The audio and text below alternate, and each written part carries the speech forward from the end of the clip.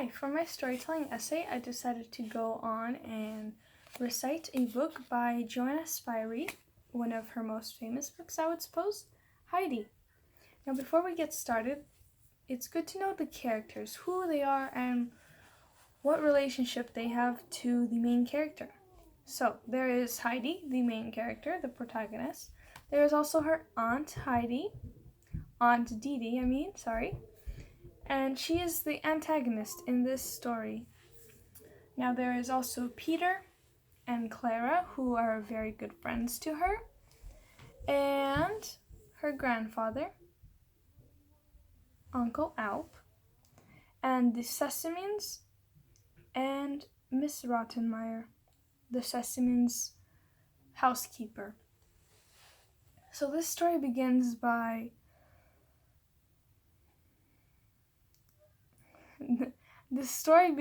Heidi and Aunt Didi walking up a mountain up to grandfather's house. And it was very funny and cute how Heidi was dressed in the outfit that would show it's the coldest of days, but in reality it was very hot. And they were walking up to grandfather's house, and he had no idea that they were coming at all, that Heidi would stay for 3 years, which is absolutely crazy. Aunt Didi had just run off and let her go. So for those 3 years that she stayed there, she enjoyed going up on the mountains with Peter, the goat herd, and she ran the mountains. It was a child's dream to just run up everywhere, beautiful views. She loved it there. So it would be no surprise when she goes away that she becomes homesick, which actually happens later on. So when Aunt Didi took her to Frankfurt, after 3 years had passed, she reluctantly went. She didn't really want to go, but she went because Aunt Didi was her guardian by all legalities. So she went, she meets Clara, the Sesamines, and she meets Miss Rottenmeier, the Sesamines' housekeeper. She didn't really connect with Miss Rottenmeier because Miss Rottenmeier thought she wasn't suited for richer families, so to speak. Because it's true, she wasn't. She didn't know how everything went in those types of areas. So time went on. Clara and Heidi eventually got along better. They became really good friends while they were getting tutored together. And what had happened was, after a while, Heidi just loses her spark in her eyes. And not even long after that, you want to know what happens?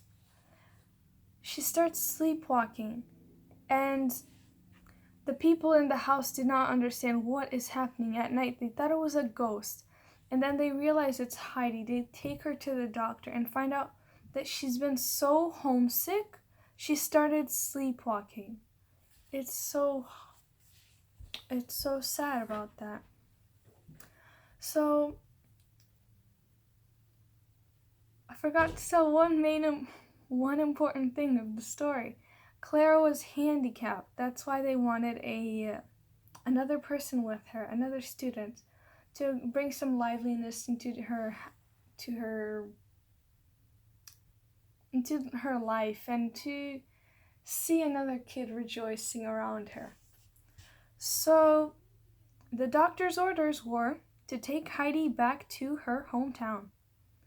She's taken back, and after a while, she loves it there. And after a while, Clara comes to visit, and it's so sweet. She comes to visit.